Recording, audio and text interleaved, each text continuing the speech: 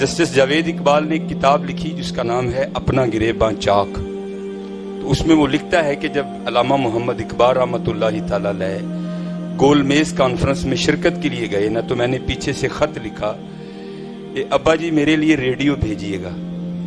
تو جاوید اقبال اس میں لکھتا ہے کہ علامہ محمد اقبال رحمۃ اللہ تعالی نے ریڈیو تو نہیں بھیجا، بلکہ آپ نے اشعار لکھ کے بھیج دیے. اور وہ شعر کیا تھے؟ دیار عشق میں اپنا مقام پیدا کر، نیا زمانہ نئے صبح و شام پیدا کر.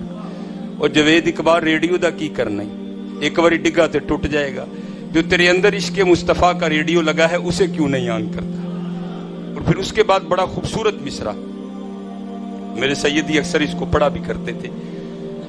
گر خدا دل فطرت شناس دے تجھ کو، گر خدا دل فطرت شناس دے تجھ کو، سکوت لالا و گل سے کلام پیدا کر. جن لوگوں کو اللہ جل شانہ نے دل فطرت شناس دے رکھا ہے وہ بخوبی جانتے ہیں کہ کون کون سی چیز کس کس انداز میں ذکر مصطفیٰ علیہ الصلوۃ والسلام کرتی ہے. تو آپ فرمایا کرتے تھے جب سرور عالم کی نعتیں گلشن میں انادل پڑھتے ہیں، ارے پھولوں کی بات تو رہنے دو سب خار ہرے ہو جاتے ہیں.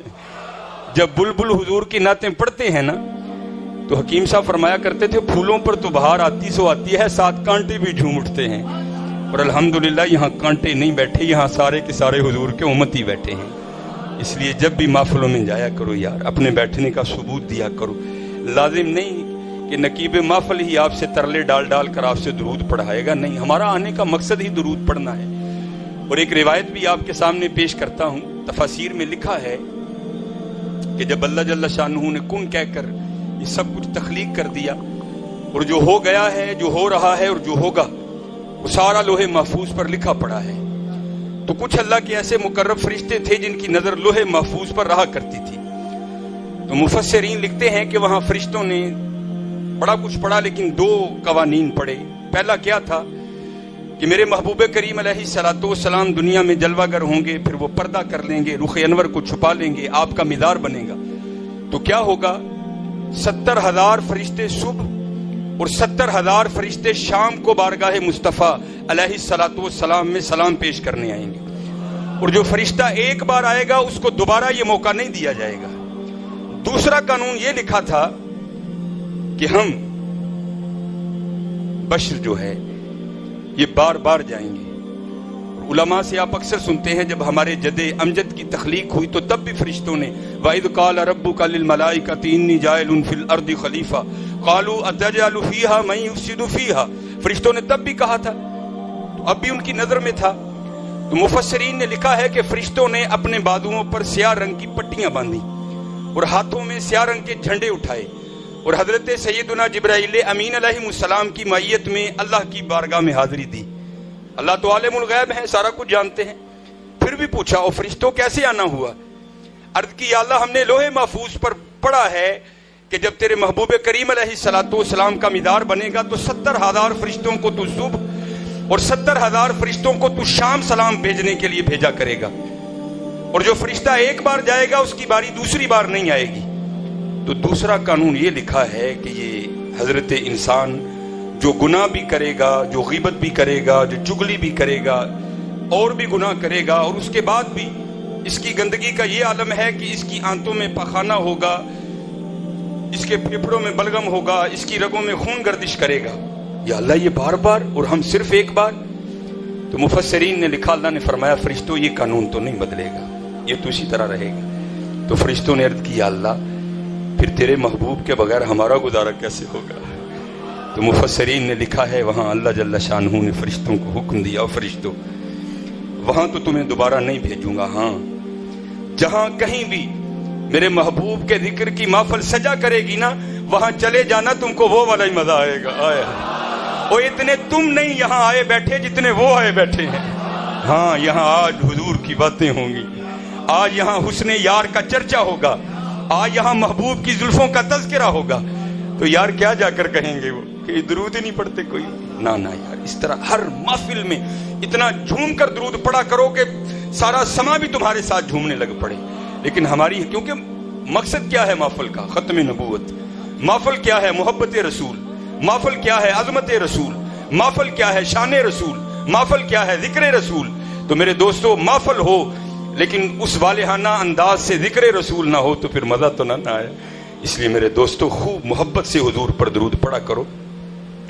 اس دن آپ کو پتا ہے تھوڑے دن بیتے ہیں، ہماری مسجد میں عالم اسلام کے عظیم مبلغ پیرزادہ رضا ثاقب مصطفی مدد اللہ العالی تشریف لائے اور میرے سیدی پیر طریقت رہبر شریعت حضرت علامہ مولانا ڈاکٹر محمد مصباح الحق خادمی مدد اللہ العالی بیٹھے ہیں. اگر میں ان کا نام نہ بھی لوں تو کوئی نہیں، لیکن آپ نے ہمیں یہ سکھایا ہے کہ بھائی حقیقت کا تقاضا یہ ہے کہ جس سے بات سنی ہے اسی کا نام لے کر بیان کی جائے. کوئی تو نہیں سن رہا لیکن اللہ تو سن رہا ہے نا، تو نے دگا دے دیا لوگوں کو. تو بڑی خوبصورت بات آپ نے بیان کی.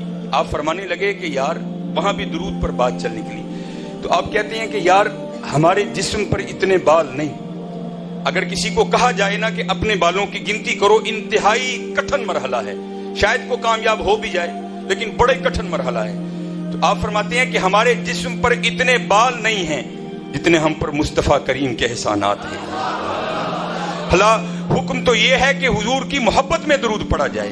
کوئی اللہ کے بندو اگر محبت میں نہیں پڑھا جاتا تو حضور کے احسانات کو یاد رکھ کے درود پڑھا کرو. اور یہ بات میری نہیں ہے، یہ بات ہمارے امام اہل سنت الشاہ امام محمد رضا خان فاضل بریلوی رحمت اللہ تعالی علیہ کی بھی ہے. آپ کیا فرماتے ہیں؟ آپ فرماتے ہیں جو نہ بھولا ہم غریبوں کو رضا. ہم تو حضور کی محفل میں، حضور کی مسجد میں آ کر بھول جاتے ہیں.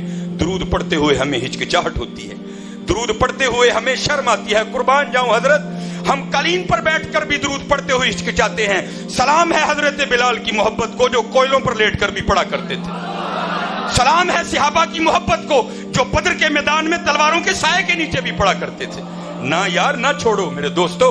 اقبال پہلے کہہ گئے تھے یہ فاقہ کش جو موت سے ڈرتا نہیں ذرا، روح محمد ذرا اس کے بدن سے نکال دو.